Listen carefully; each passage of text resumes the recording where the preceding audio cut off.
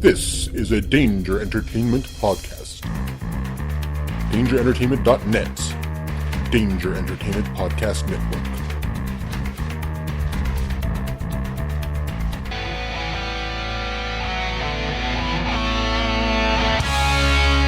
Geek Speak, the definitive 365 cut. These are the meaningless ramblings of a Scottish redone whore and a pissy ex-video store clerk. Their ongoing mission is to set right the movie wrongs. They're gonna need a bigger podcast.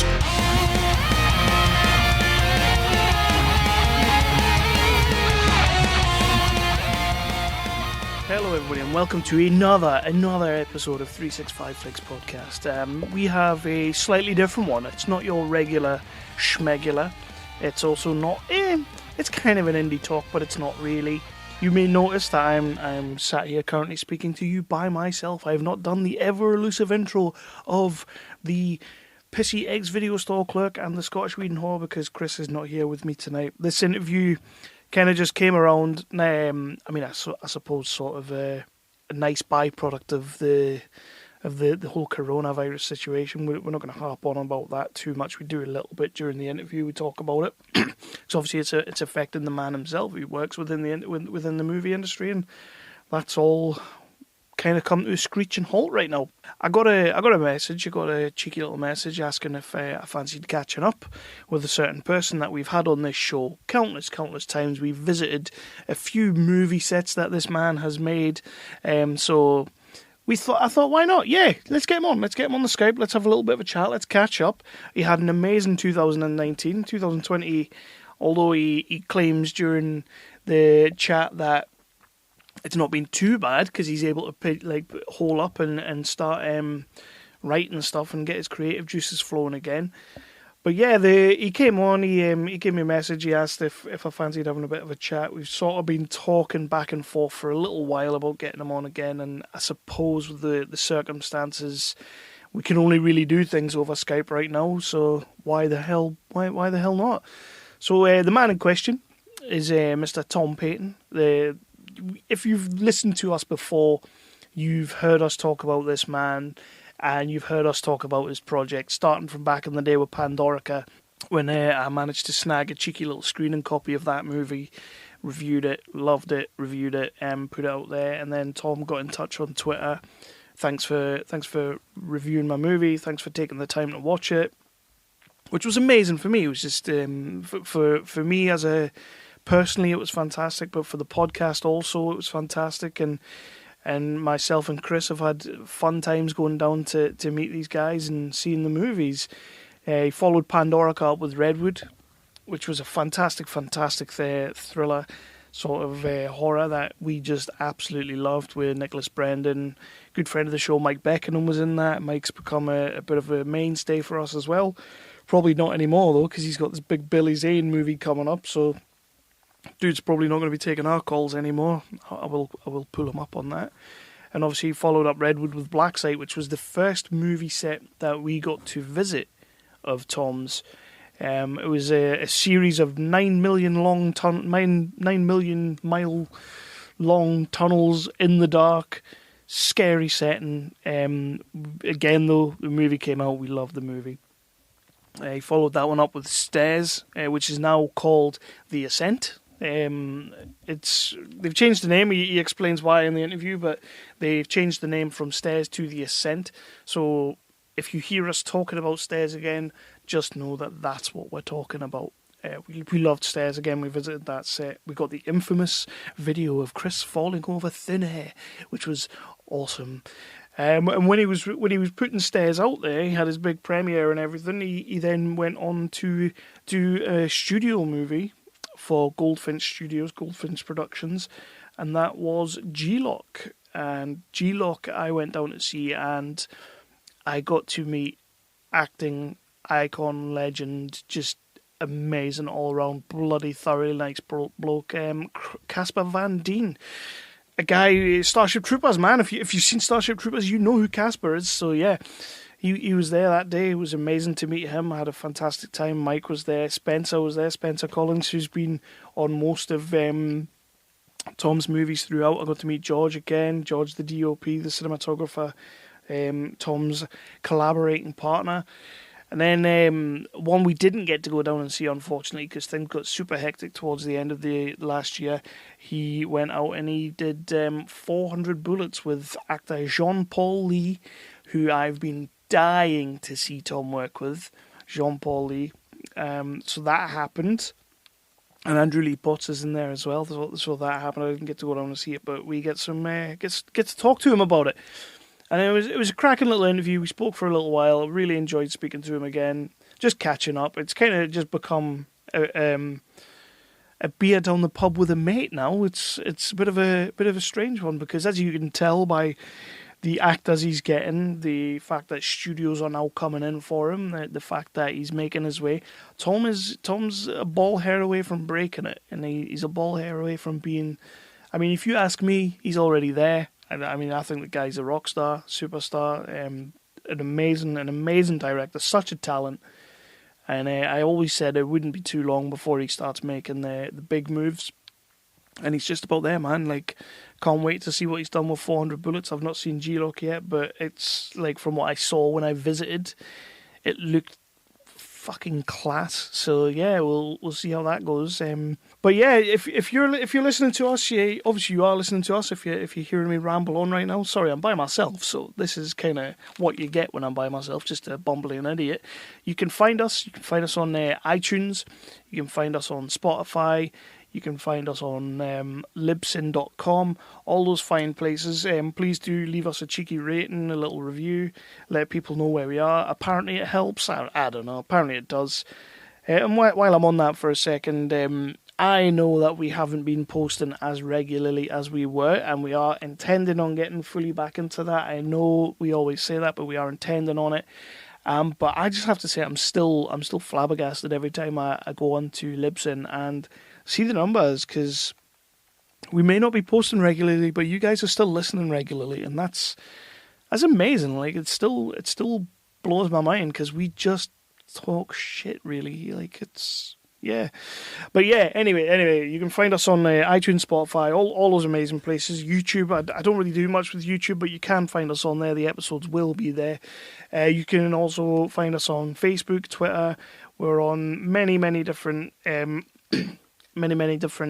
networks. Probably too many, if I'm honest. We're on the Tangent Bone Network. We're on the Danger Entertainment Network. We're on our British home Nerdly with Phil Wheat, who totally looks after the show. Phil's an awesome bloke. We love being on Nerdly. We're on Weeby Geeks and Geeky Antics Network Global Worldwide. I think we're still on that one. Yeah, I'm pretty sure we are. We don't really promote it too much, though. Don't say anything to the boys over there. So yeah, that's everywhere you can find us. Please hit us up on the Facebook, the Twitter, at 365FlixPod. You'll find us everywhere. We also have the website, which I'm updating now. I'm doing a lot of articles on there, because we are officially kind of unofficially partnered up now, or friends with, or working with the Romford Film Fest, which is coming in May. It's supposed to be in May. However, obviously with COVID and coronavirus, we don't really know what's going on. So, but in the meantime, I'm going to keep reviewing those movies. I'm going to keep putting them out, so you can check them out on the website, which is 365flixpod.com.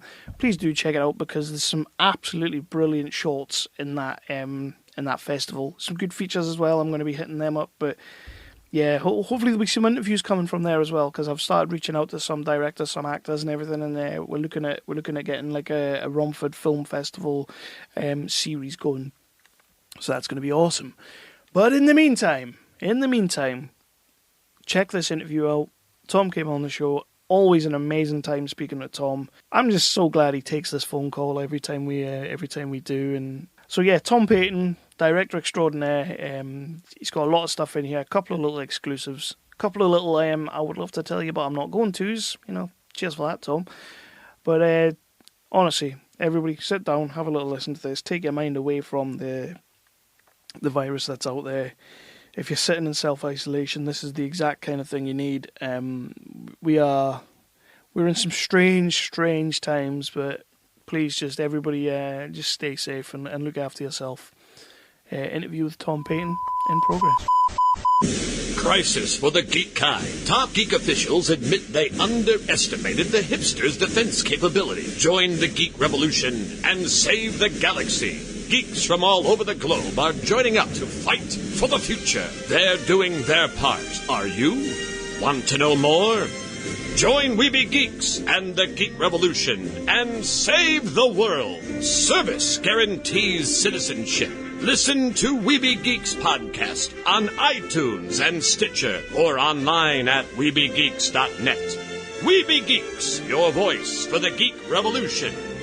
Want to know more? So, tonight I am flying solo. I have got a recurring guest. I never checked the feed or anything to see how, but this has got to be like your 5th or 6th time, hasn't it, Tom? I think it's 1,423 actually. It's going well. We've done a lot. which safely secures you as Batman by now. Yeah, great. I'll take that, man.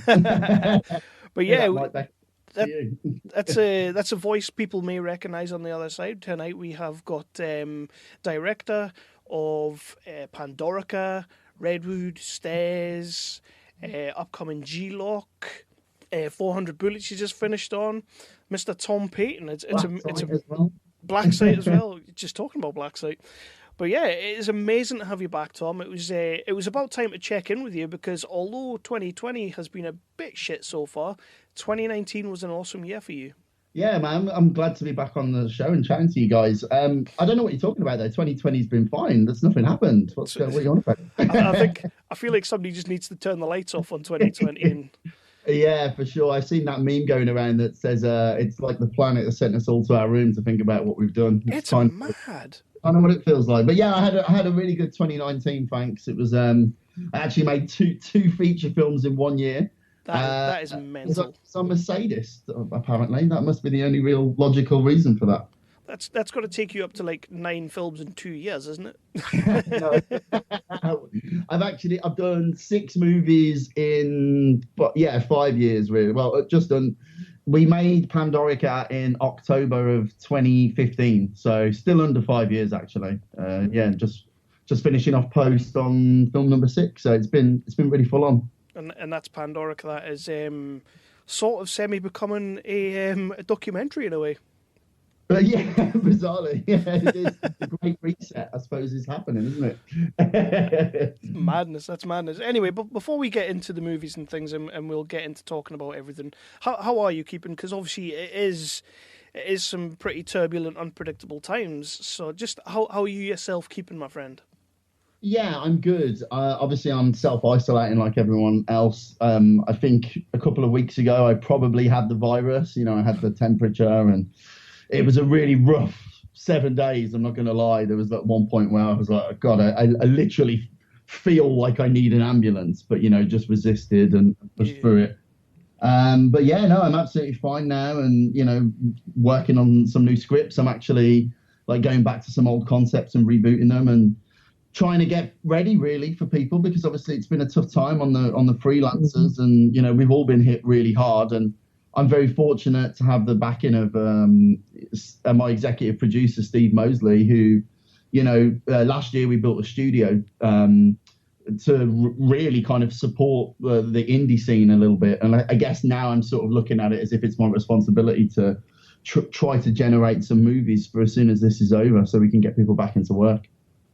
Well, this is sort of like perfect circumstances for you, really, in a way. Like, I wouldn't say that. I mean, I don't. It's one of these situations where you never want, you never want a bad thing like this to happen. And I guess I'm just in a fortunate situation where hopefully we're going to be able to try to rehabilitate some of the people that I've worked with that have supported me over the last 5 years. And as soon as we're all allowed out and allowed to work again, create an opportunity where we can go, hey, quick, let's get you back into a job and make sure we can start trying to heal some of these wounds, I guess. I mean, I wasn't trying to be flippant there. By that, I meant your creative side. Virus, Kevin admitted.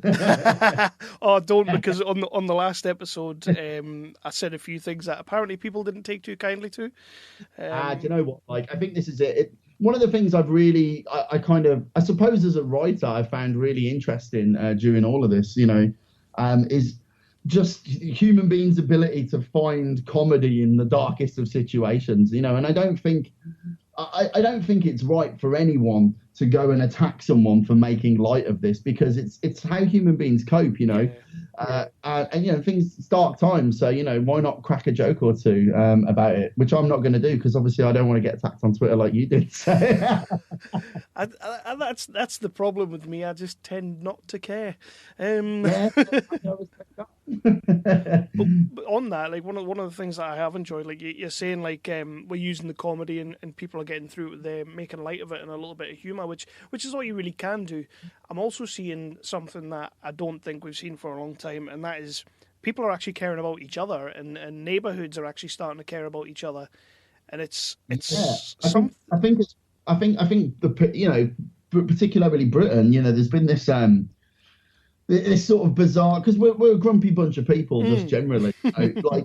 I mean, I posted something on my Instagram that was, you know, it was like a joke article where a Londoner tells his neighbour to fuck off for singing, you know, because he was trying to do the Italy thing. And, you know, British people are, you know, intrinsically quite grumpy. But I suppose through all of this, we've shown we still care about each other, which is kind of nice. God, yeah. And the clapping for the NHS was a beautiful moment. And I think really sends a powerful message to countries like America who criticise, you know, universal healthcare, you know, and how important, like, it doesn't matter what party you support in the UK. We all intrinsically love the NHS, and we showed it. So I hope it sends a positive message to other places, you know.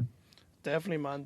I'm the same as yourself. Like, I came indoors after doing my little hooping and hollering for the NHS, and straight on Facebook, as you do, and every single post for 20 to 30 to 40 minutes, it was just all about that. And it was just like, this is what Facebook's meant to be. This is what Twitter's meant to be. There's far less toxicity going on right now. It's just shit that it takes something like this. I tell you what, though, I'd never want to see someone's home exercise video ever again. I never need to see friends of mine doing exercise in their front room for as long as I live. Yeah, I'll give you that. I put one up this morning on my work page of me and my daughters doing squats.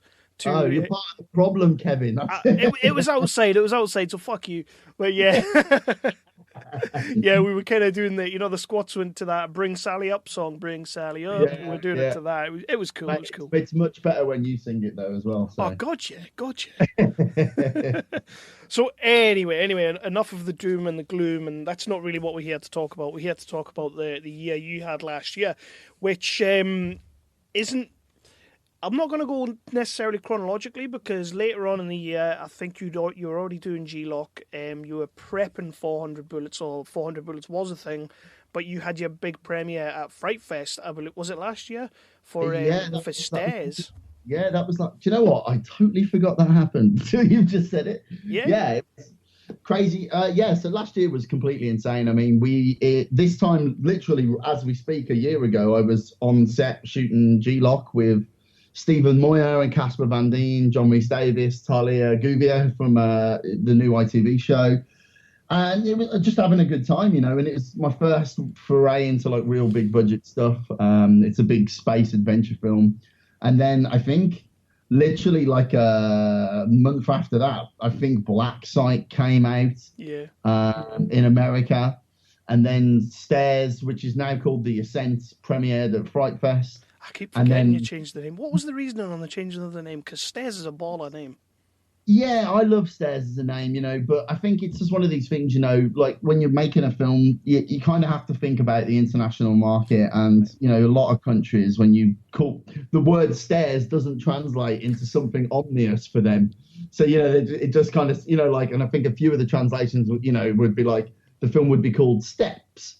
You know, which obviously is not a good thing. So, yeah, so the sales agent Kaleidoscope, you know, they kind of came back and suggested that it be called The Ascent. But I believe a few countries, I know Japan, South Korea are releasing it and they're going to call it Don't Go Down. So, which is also the title of my favourite porn movie. And then, you know, I think it was October time, around about Halloween, Black Site came out.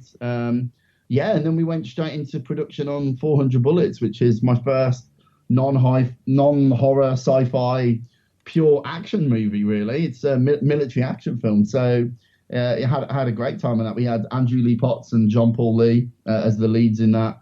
And yeah, just, I couldn't be happier with that film. So it was a really intense year, and like I said, I mean, while all that was going on, Steve Mosley was busy putting together the studio, which is now launched, Mosley Studios. So, Steve's the boss, but I'm the guy putting all the products out and putting everything together for us. And I've got a really kind of interesting outlook for what comes next. I think the whole idea is that we sort of become the new Canon films, or the new, Roger style output, where we don't really give a shit what everybody else is doing. We just do what we think is right for the market and get them out there. So it's exciting times, mate. Well, yeah, I was going to get onto that a little bit later, but we might as well just put it out there now. We talked about it when I came down to see G-Loc, but you kind of mentioned in a cheeky little chat that we had that you guys were putting together a soundstage / studio type deal, and I saw some of your pictures on Instagram and everything when you were putting it together. That's a huge step for not to sound too patronising or anything, but you're a director who likes his sort of natural settings. You like to be on the outdoors and all that, and you like to use the atmosphere and out there. So how different is it for you now going into a situation where you're now building man-made stages and things like that? It's strange because obviously I'd never done that before I did G-Loc, but obviously G-Loc's a space film, so the entire interior of the ship is a soundstage essentially. And while we were doing that, I kind of, we didn't make that film the way I would make a movie, because I was brought in to another company to do that. And while I was doing it, I kind of started to think, I think there's a way to take this setup and meld it with what I've been doing previously. Mm-hmm. And me and Steve got chatting, and he was like, show me the numbers, and so we did. And he was like, okay, let's do this. And 400 Bullets was the first real test for that. It was, we had all these big indoor sets built on the soundstage, but the studio's also got 75 acres of land around it, and it's huge, and there's all these different stuff. So, the 400 Bullets is set outside and inside, and and we've got all this military kit at the studio as well that Steve's been collecting for years, and has now become part of the film studio. So, there's tanks and trucks and helicopters and all this stuff going over, and the whole thing, I kind of, to be honest with you, I sort of stood there on maybe the, middle of the shoot, and I'm watching all these tanks and trucks going off, and I'm looking at the building, and, I felt like crying, because it's a real dream come true. Definitely. For someone like me to, especially when you think 5 years ago, no one heard of me. And now it's like, oh, that guy's got a studio, and it's not just like a small thing, it's big. So I'm very fortunate. I'm intensely grateful to everything Steve has done and putting that level of faith in me. And I think in terms of what we do now going forward, I think it will only improve the movies. And I think 400 Bullets proves that.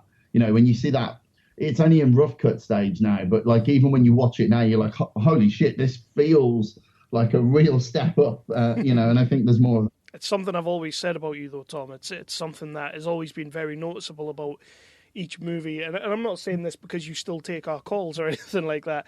I'm saying this because your movies genuinely, like your script gets better, your dialogue gets better, your movie itself, style, tone, budget, everything is just getting better and better and better every time you make a movie. And to the point, I think if you're not getting better, if you make a movie and you watch it and you go, that's the best I can do, then fuck off. Don't make any more films, man. You're done. Like, I think for me anyway, one of my big driving forces in life has always been my own self-loathing. Like, I don't like my stuff, so I want to get better. I want to make it better. And I don't know, mate. Like I say, I'm business orientated, and that's always helped me kind of grow quickly and learn fast. And I think that I mean, a lot of filmmakers, they'll take, 6 or 7 years between a project, and that's just not me. I keep saying I'm going to have a break, and then as soon as I'm sitting around, I'm like, I really don't want to take a break. Let's make 4 movies this year. Yeah, I remember on G-Loc, you were kind of like, yeah, after this one, I think I'll be taking a break, and I walked away from that day thinking, no, you're not. You've already got something in mind. You know what happened after G-Loc? I think I'd burned myself out to some degree, and it turned out I had pneumonia and didn't realise. And I'd essentially finished the movie off with pneumonia and then passed out cold. And while I was sort of recovering, I was sort of saying to myself, okay, I think I should take some time off now. I think it was after 2 days, I was like, maybe I should write this script. Then I wrote a script for a film that we were going to shoot. And then I changed my mind and wrote 400 Bullets. And then I realised I hadn't taken any time off at all. So... See, that pisses me off, the fact that you just rip out a script like that and just go for it. It's awesome. It's like muscle memory, though, mate. It's like you go to the gym a lot, not in your own home. Please, God, don't put any more of those videos up. But if you go to an actual gym and you work out every day, you get better at it, and lifting weights becomes easier, and lifting more weights becomes easier. And I think writing is the same. And the more you write, the more efficient and the better you get at it. And all of a sudden you start to be like, last year we shot 2 movies. But I actually wrote 5 scripts last year. One of them was for a different client, and that's been brought, and they're going to go and make that. I'm just the writer on it. And then one of them was 400 Bullets, and then the other 3 are sort of coming down the pipeline, if you will. But I think you just have to stay focused, and you have to keep exercising that brain muscle, and then you end up making more of them. I was going to say to you there, do you ever feel like maybe subscribing a little bit to the school of Quentin Tarantino, where he did sell scripts, like Natural Born Killers, True Romance? But you just answered that question. Like, would you ever feel... It was weird because I'd never actually considered doing it. I was approached. There's a company that I do a lot of work with called Goldfinch, who you'll have seen. They worked on Black Site and Stairs for us. They're the company behind G-Loc, and they came to me and they said, look, we found this director, he has a concept, and would you like to write the script for this? I hadn't really ever considered doing that before. I was like, yeah, sure. And I wrote the first, I think it was 3 drafts of that. And then I was like, cool, I have to step away now because I'm off to do 400 Bullets. And then sort of handed it off. So it was an interesting experience, to do that. But it's kind of opened my mind up. Yeah, I would do it.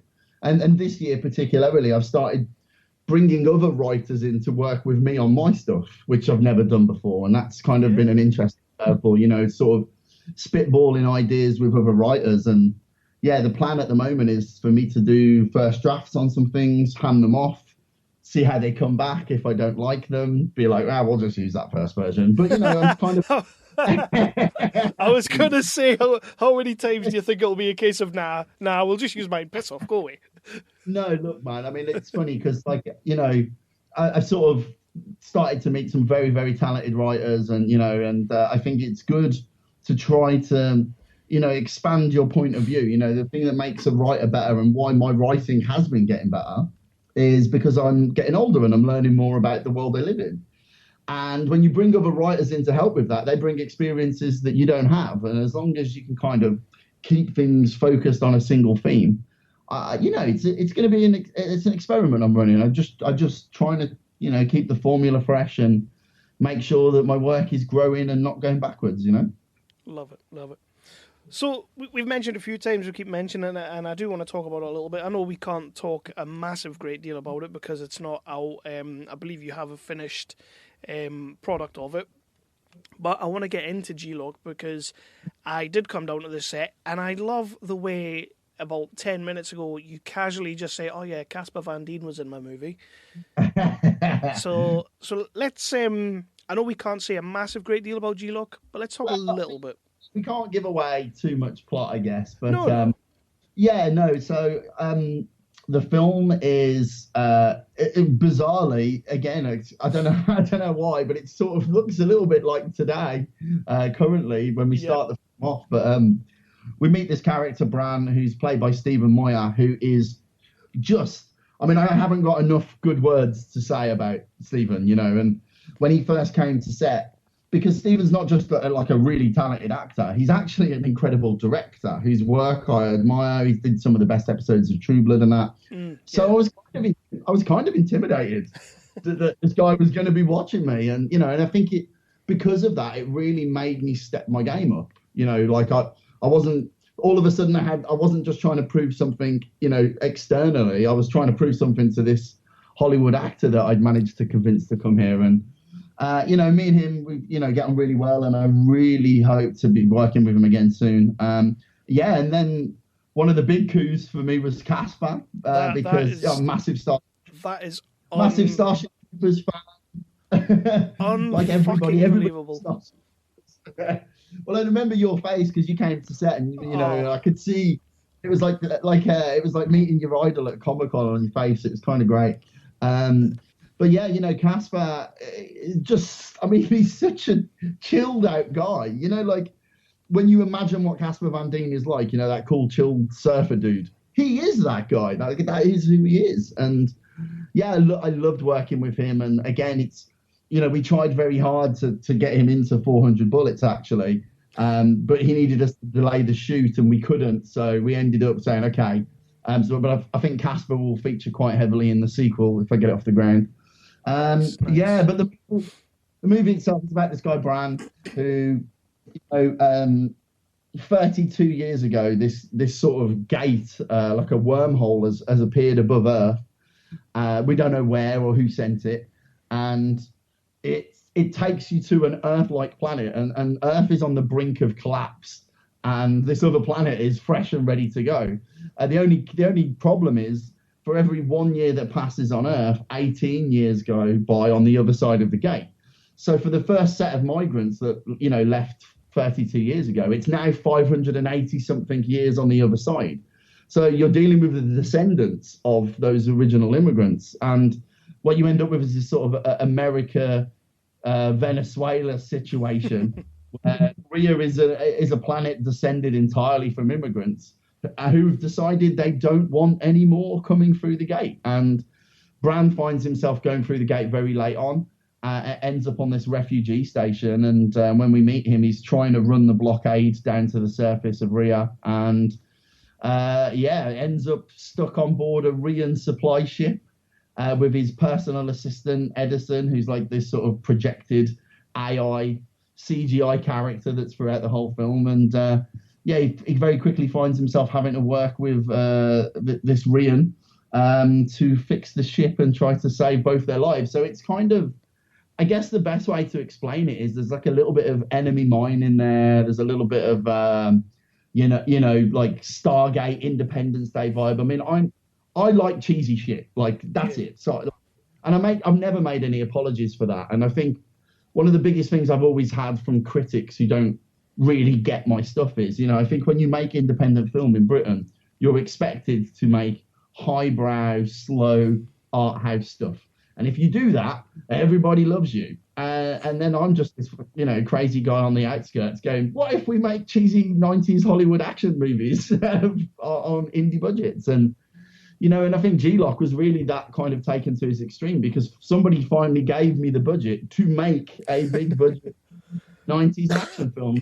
Did it. I'm very, very proud of the film. You know, it'll be polarizing, I'm sure. You know,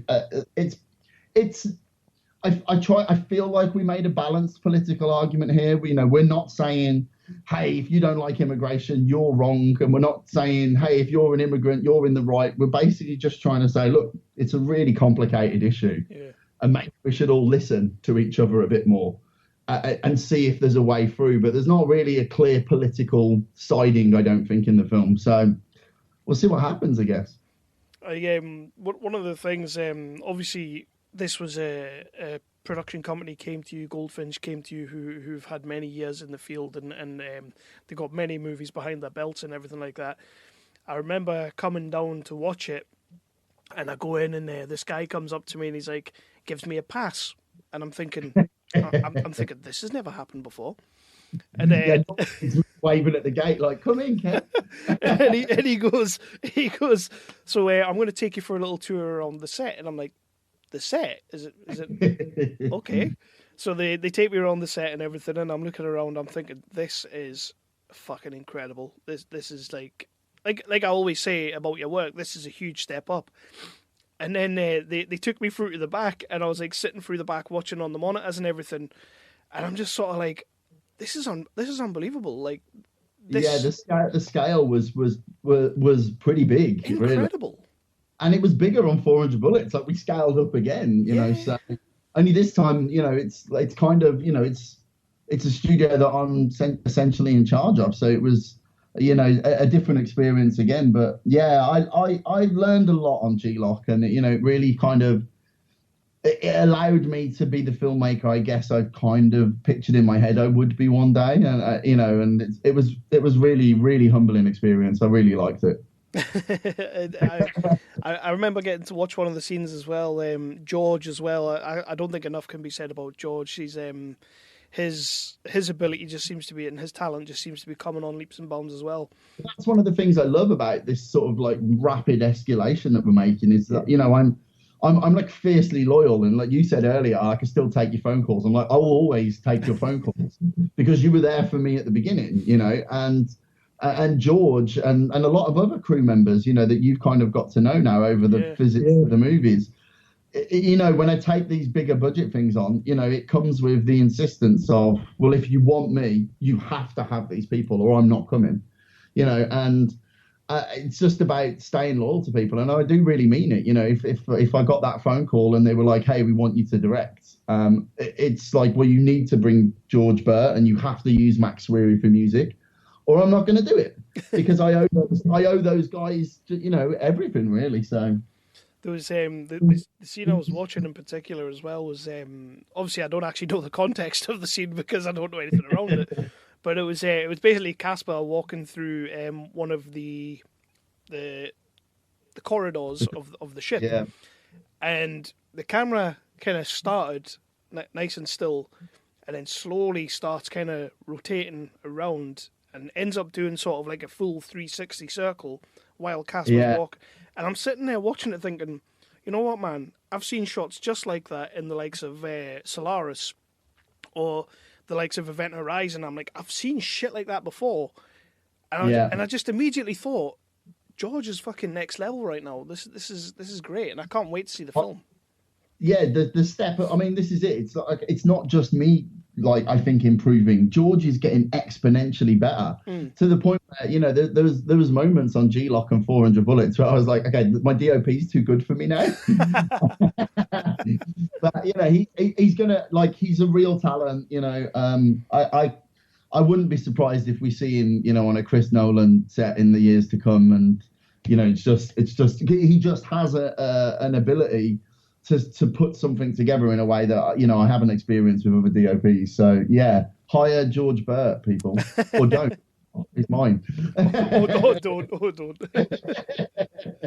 So you absolutely filled one fanboy's dream, and I know that wasn't what you were planning to do when you started the movie, but you mentioned it before. Meeting Casper was unbelievable, but as well, you had Casper Van Dien, you had Stephen Moyer, who is fantastic.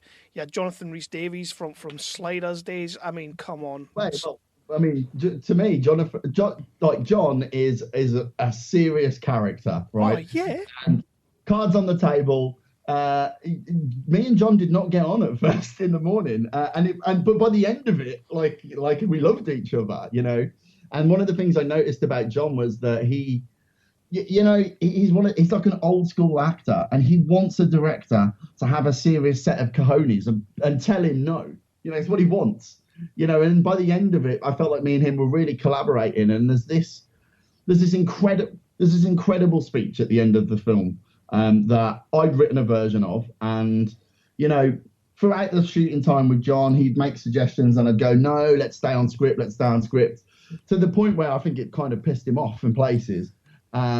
And then on the last day, he comes and, you know, we're shooting this really pivotal scene, and he says, I already know what you're going to say. I already know you're going to say no, but I think that I should say this. And he says his version of the speech, which is, you know, vastly different from what I'd written.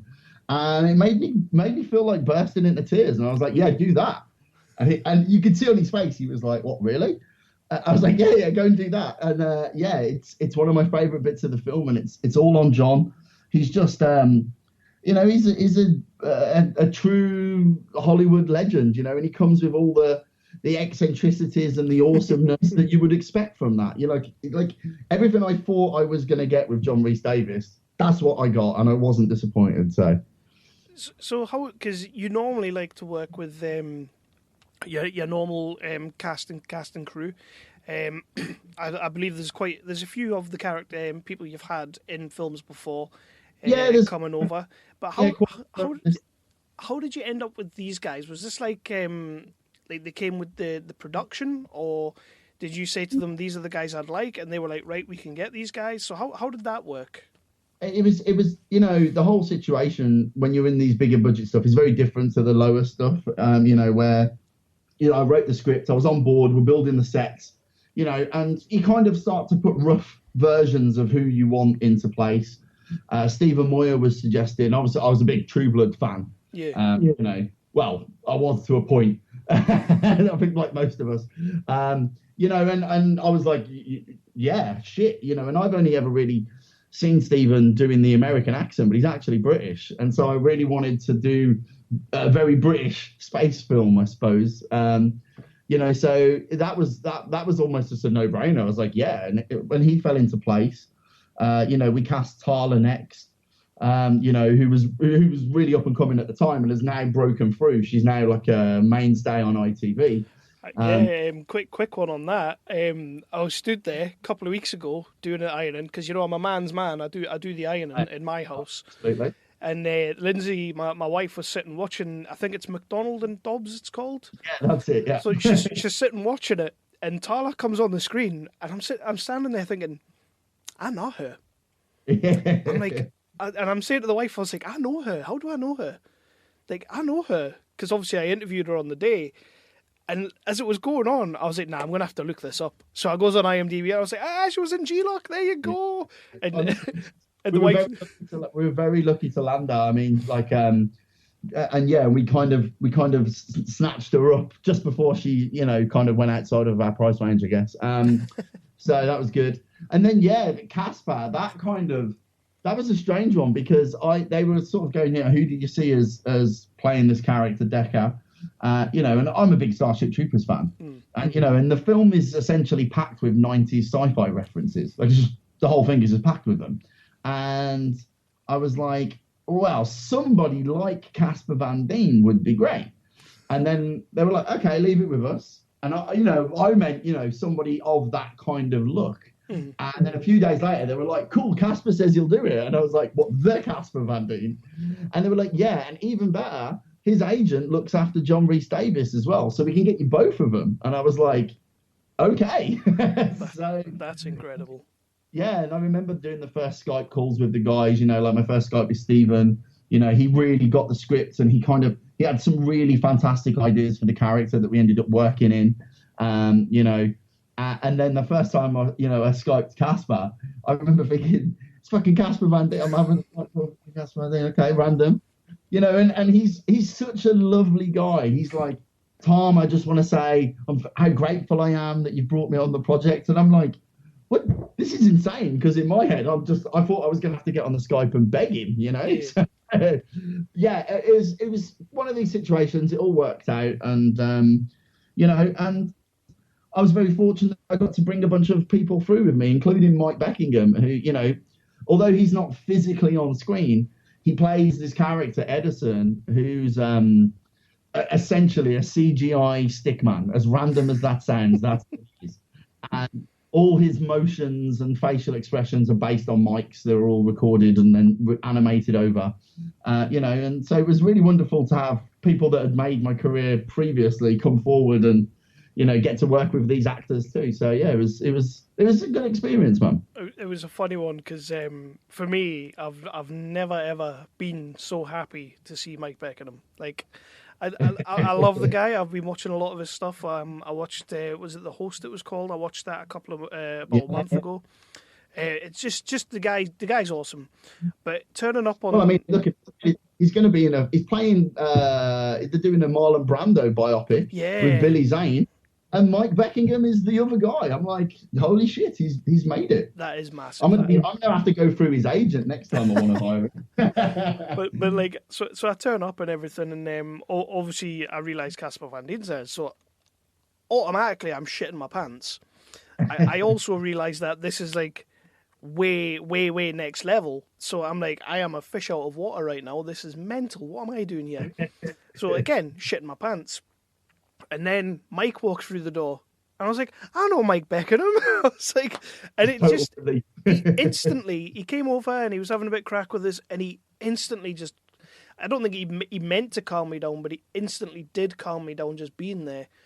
And just the day after that was just phenomenal. And of course, Spencer was there as well. You brought Spencer along with you. Well, Spencer and Darren are, they've been part of my team for ages now. Just incredible choreographers and stuntmen. Spencer is an incredible actor in of himself.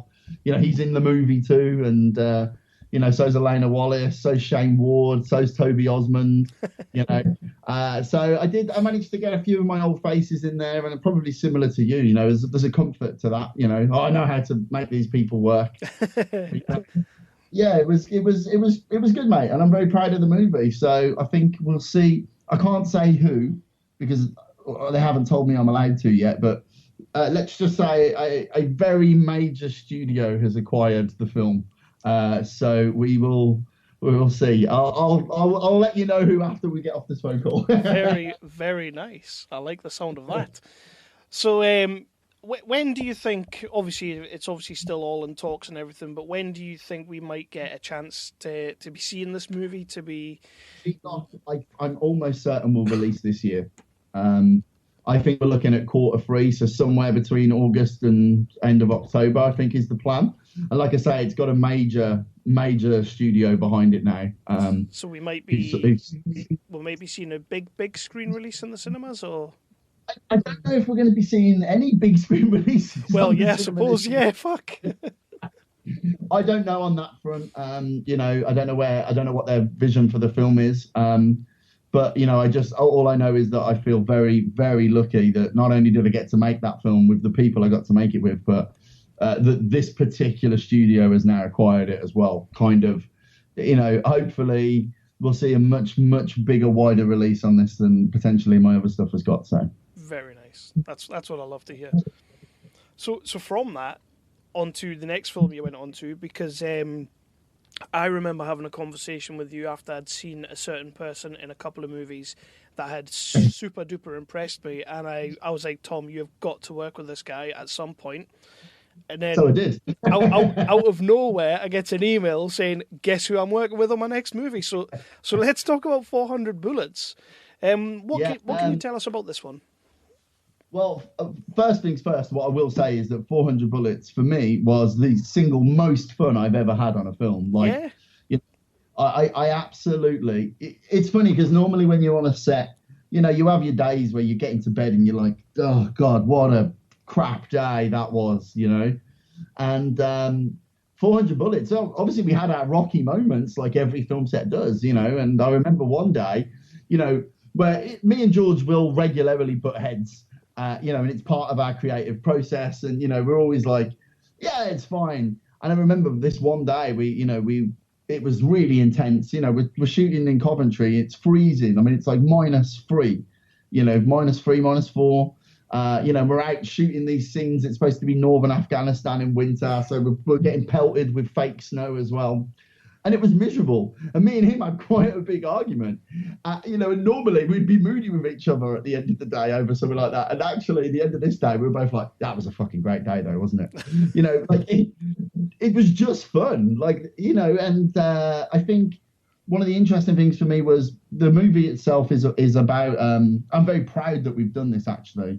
It's the first film ever where a Gurkha soldier is a lead character. The main character. Nice. The movie itself is like it's got a lot of 90s action homaging going on in there. It was very much the intention to do sort of one of those sort of like mid-90s, almost like like John Travolta kind of Christian Slater, Nicolas Cage action films. That's what we went for. You know, and the film itself is about a squad of special forces, black ops, who decide to steal a bunch of missiles and work with this rogue Taliban group to sell them. But they don't account for the tech engineer running off with the guidance chips. And so they end up having to go after this guy. And this guy comes across a sort of Gurkha outpost that's used for storage. And there's only 2 Gurkhas there. You know, they're just sort of like taking it in 12-hour shifts to watch the post. And, you know, and this tech engineer played by Andrew Lee Potts, called Noah, runs into the camp and meets our main character, Rana, played by Jean-Paul Lee.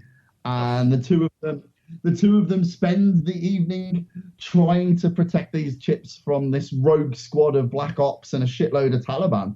So there's not really any world building going on. It's just a straight up like action movie that's kind of got these 2 characters that are really lovable and likable in the center of it. So it's got elements of some of my other movies, but everything is dialed up tenfold, you know, and Jean-Paul Lee is just outrageous. You know, one of the things I really wanted to do with him, because this isn't a martial arts film, you know, and one of the things I really wanted to do with JP was like, you know, push his acting, you know, and show people, hey, this guy isn't just an incredible martial artist. Look at what a great actor he is, you know. And so there was this sort of early on intention where we hold his character back for the first 50 minutes. Everybody else gets fights, but he doesn't. You know, he's shooting and stuff, and we're forcing him to act and forcing you to like him. And then from about the 49-minute mark, we just unleash him. Nice. And he's just like a brutal tour de force for the last 50 minutes of the film, and I think it was a very good choice in the end, because it makes you love him, and JP really brought all this sort of like nuance to the character, and then when he does start kicking ass, it really, really means something now, you know. So I'm insanely proud of this film, and I can't wait for people to see it. I love it so much. We've already started working on the sequel, so. Yeah, I'm all about Jean-Paul Lee. Like last year, I watched on Netflix Jailbreak, Yeah, which is just incredible. And then obviously low budget Brit film Night Shooters came out. yeah, And he's just great in that as well. Like far and away. He's got a real charisma about him, and I can't understate, you know, how much pairing him with Andrew Lee Potts worked. You know, the 2 of them. Andrew is this sort of very charismatic comedy actor normally, and so there was this weird element for me as a director where I was kind of, you know, I didn't want to take Andrew's comedy away, but I wanted to tone it down and sort of make him a much more sort of like aggressive macho type than normal. So, you know, he shaved his head, you know, which is going to be a look people aren't used to for him. And, you know, Andrew gets some genuinely badass fight scenes in this film, you know, and really brings it. And I think people are going to be shocked by just how like believable he is as this like action star. You know, and then when you paired him with Jean-Paul Lee, we kind of created this sort of, you know, buddy cop film that just happens to be about soldiers. And yeah, I think the 2 of them together is a very unique combo that I'm excited for people to see. So is that why you went for Andrew Lee Potts? Because obviously when you first mentioned Andrew Lee Potts to me, I was kind of like sitting there going, the guy from Primeval, ITV's Primeval, that guy. Like, obviously I've seen him in other things and everything, but I was just kind of like, having seen Jean-Paul Lee's style and having seen Andrew Lee's style, I was kind of like, okay, let's you know. But what was your process on that? Yeah, I wanted the challenge of it. You know, like I knew casting Jean-Paul Lee, people were expecting to see him in martial arts mode, and even when he is fighting in the film, you know, we were very intentional. Like it's not martial arts, it's brutal street fighting essentially. You know, and we kind of, you know, JP's kind of renowned for kicking. He's a badass at kicking. So it's like, right, no kicking. We just took them all off. You know, everything that made JP comfortable, we took away, you know, and kind of created something new there. And it was the same when I was looking for Noah. You know, we wanted somebody who in my mind, I was like, let's take someone who's known for being kind of comedic and lovable and, you know, like, you know, teenage girls everywhere, you know, want to throw their knickers at him.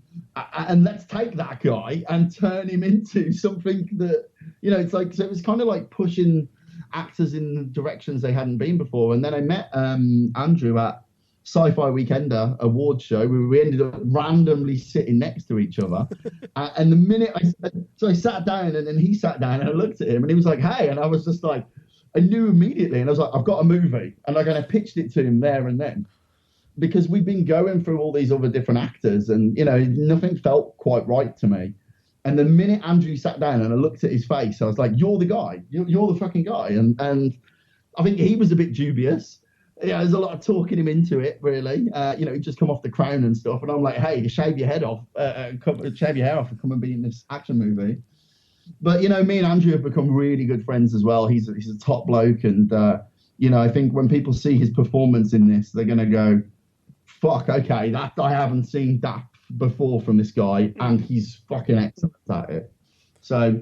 But, that's kind of, I see my job as a director is to try and bring stuff out of people that maybe other people weren't expecting. So obviously, there's not a great deal of cast in this one, as in a lot of them. But do you have some of the old people coming back, or some of the regulars coming back? Because yes, Spencer's in this one. I think that's it actually. And this we kind of went in new directions a little bit. Just because I felt like, this film is launching Mosley Studios, and I wanted to shake up the formula. So we dropped the sci-fi, we dropped the horror, and I think it was about saying, well, let's open up the casting net a little bit and see what happens from it. And I also, I'd written the script in a way where, none of my regulars, although incredible actors, they didn't physically look like the characters I needed. So it meant, okay, well, let's widen the search a little bit. And, we went for people, like Adele Oni, who was in The Witcher. We had Wayne Gordon, who's come out of Krypton. Spencer made it in because he is a badass, and he's ex-military. Because it's Spencer. The main villain in the film is a guy called James Warren, who's just been in The Gentleman for Guy Ritchie. He's in Cash Truck for Guy Ritchie. Guy Ritchie fucking loves this guy, basically. Gentleman's a very good movie. Who does he play in that again? He's one of the toddlers. Glasses on. Yeah. He's excellent. And we auditioned him, and he plays the main villain in this, and he's fucking great. Like, he's so good. And it's a very British movie, but it feels like an American action film. And again, it was trying to change that formula, but nothing about the way we shot it, or nothing about the way it's edited, or the music, or the choreography is English feeling, but the film itself is British. So it's kind of this unique mix that I think people are going to be like, that was great. When do we get the next one? It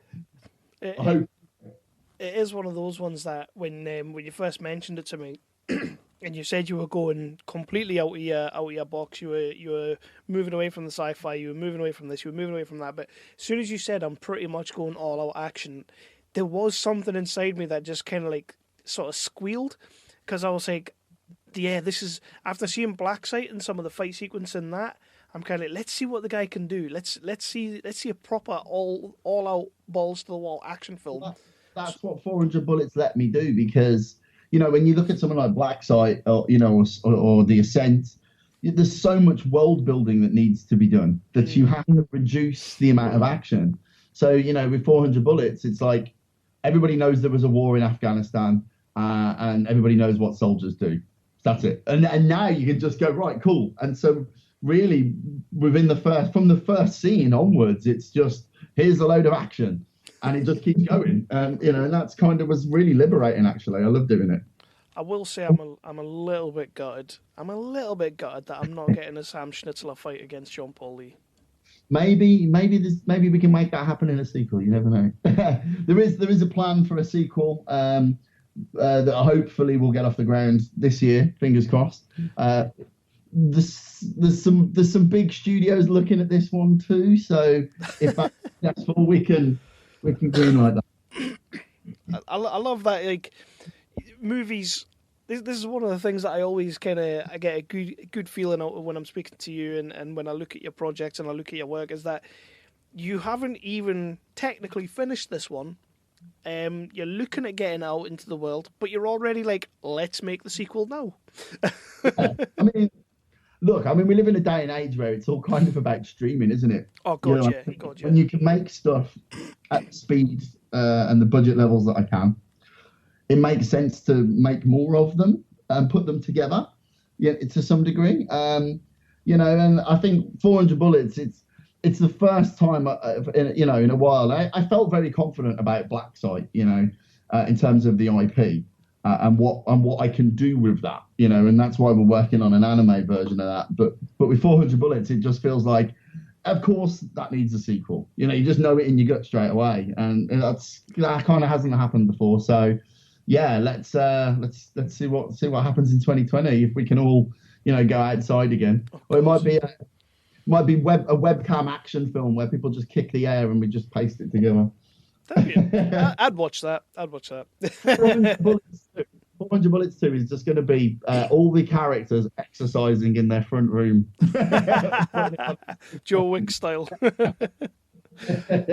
on that, you quickly dropped in there, because obviously we can't say too much about 400 Bullets. I think the only thing I really wanted to talk about that as well was the whole studio aspect of it, but we've already kind of covered that. But You and Steve seem to have a fantastic relationship going here and building this studio, and I can't wait to see what you guys do with that and people you bring in as well.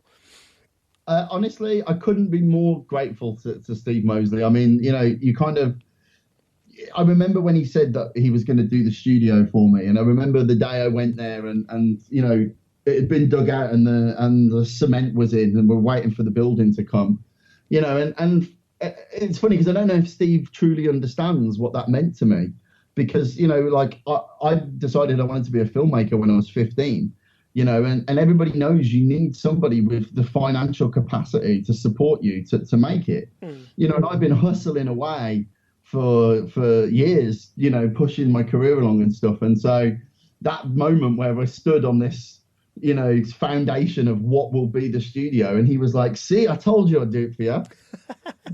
was one of the most pivotal moments of my life, and I don't know if he'll ever understand, but I couldn't be more grateful to have somebody like him put that level of faith in me, and I certainly don't intend on letting him down. So I always kind of thought that in the back of my mind that there was going to be more with you guys, because I remember you telling us on, I think it was when we came to see Stairs, and you were telling us a story about how Steve kind of got involved with the Stairs and everything. You told us the story about how he asked you what else you had when you were doing Black Site, and you said you had a movie called Stairs that scared the living shit out of you, and you weren't sure how you were going to do it.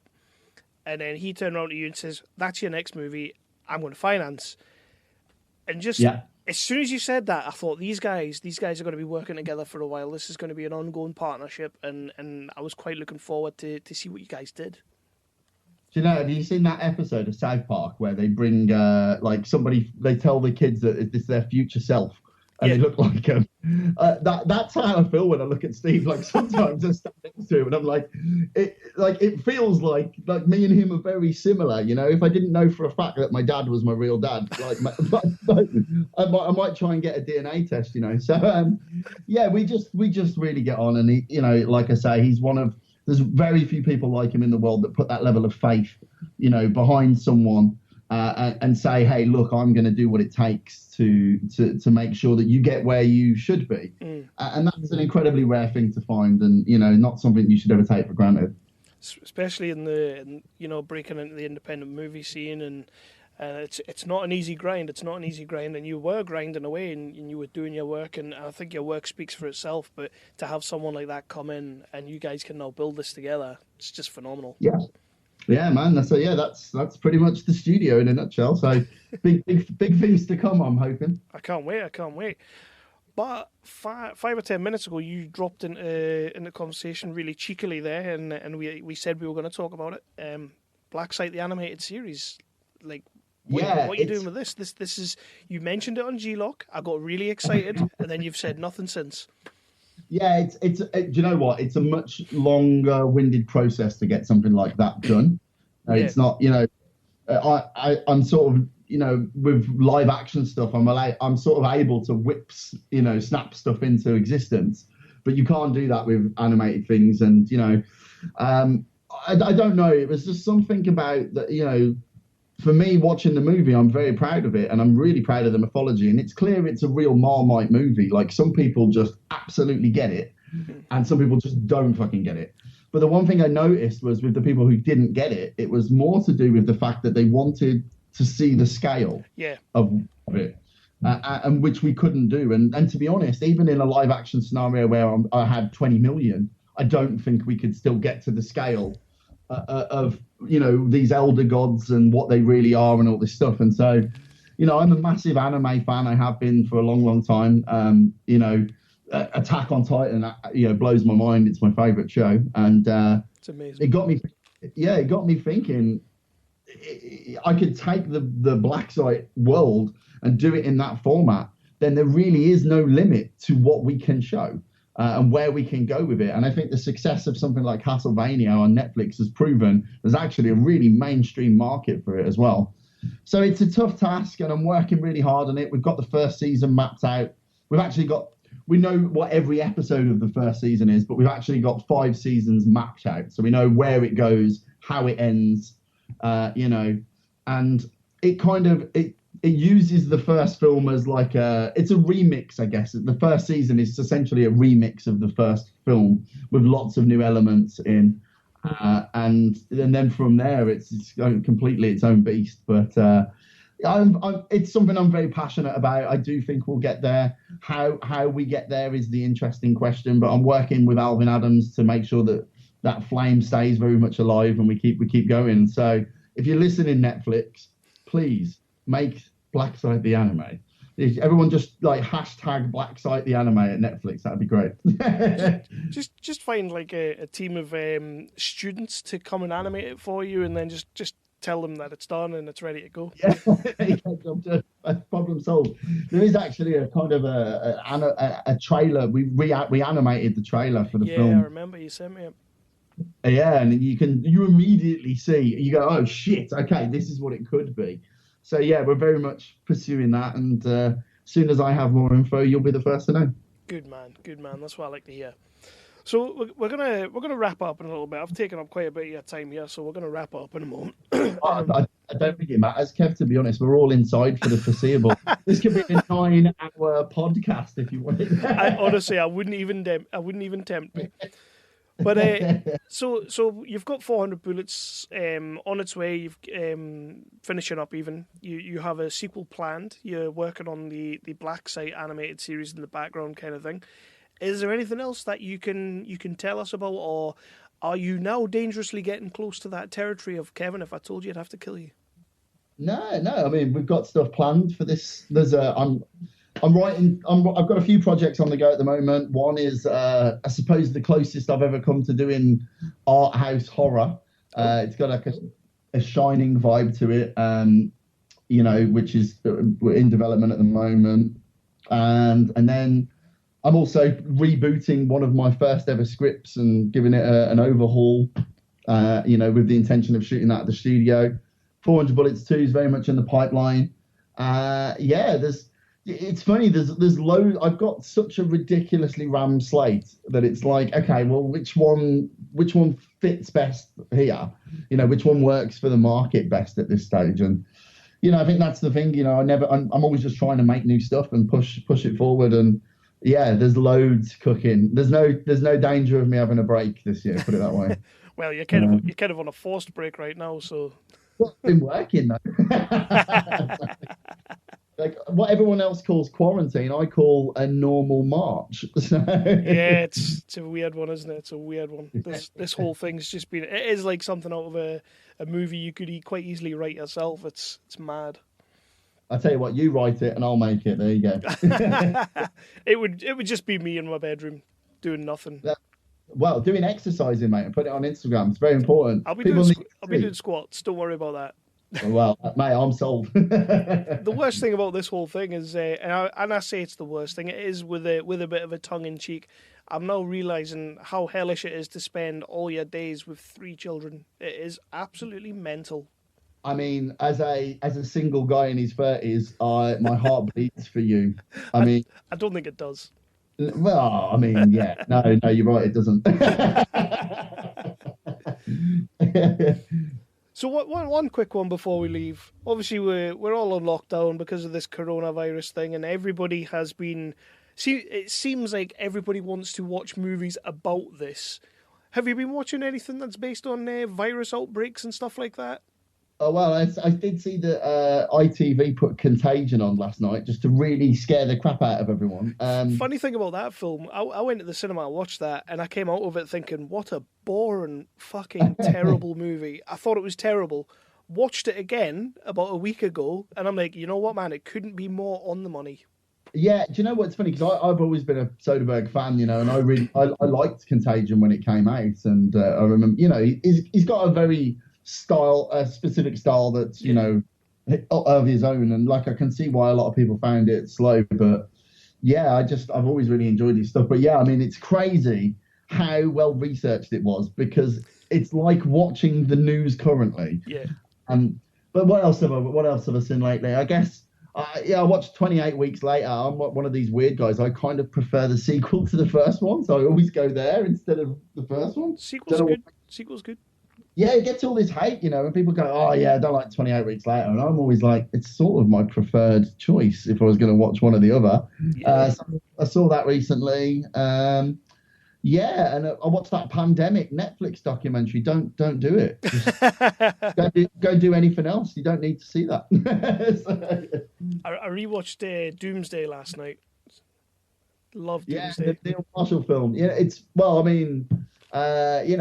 a solid movie with a good cast. I could quite easily see them putting a wall around London if this carries on. Oh, don't, because every now and then I'm convinced that's what he's going to say next. Yeah, well, he's got the virus himself now, so.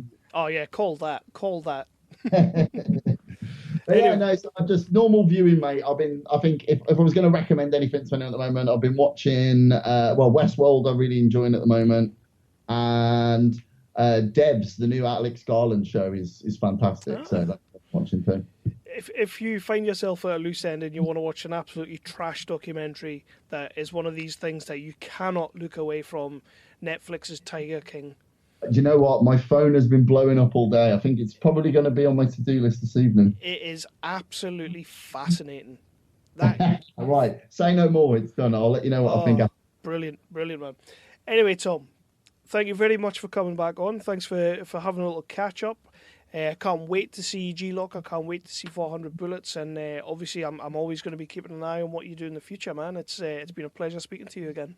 Man, thanks for having me on anytime. I'm more than happy to sit at my desk and chat to you. Not a problem, man. Honestly, it's been awesome to speak to you again. We'll get you back to your regularly scheduled podcast in just a minute.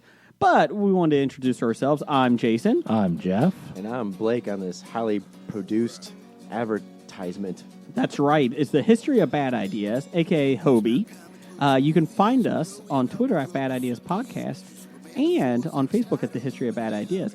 But if you like a podcast, roundtable with 3 to 5 guests, usually every week, depending on sick leave, talking about all things geek, including movies, TV.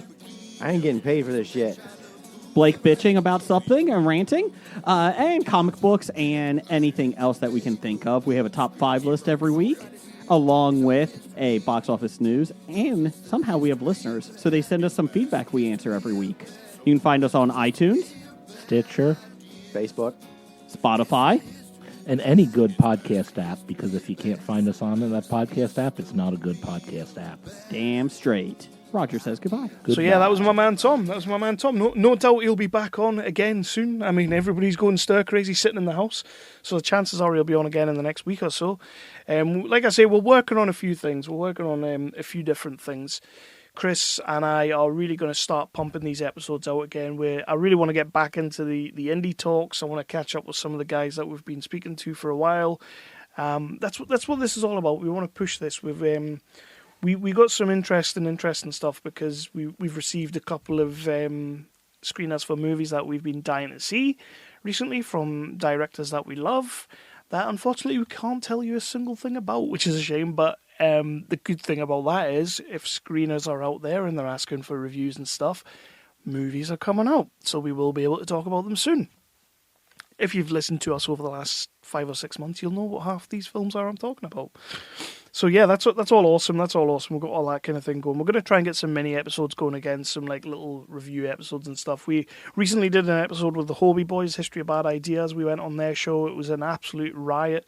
Please do check that out because I had such a good time on that episode, and it was great to just everything that's going on, put it to the back of your mind, and we just had a laugh. Yeah, we talked about it. We talked about everything that was happening, but we were just having a laugh, just having a giggle. Probably a couple of offensive things got said, but that's just us. But yeah, me and Chris will be back again very soon. We're planning on doing a cheeky little episode where we're going to play a game with some friends online, and we're going to record it and see what happens. We'll just see how that goes. You might hear it, you might not. But yeah, so 365 Flicks podcast, that's us. Again, Facebook, Twitter, everything. Check us out. iTunes, leave us a 5-star review if you can. That would be really, really cool, especially with everything that's happening. And we'll speak to you again soon. Next time, Chris will be here because, like I say, this train is going to keep on moving.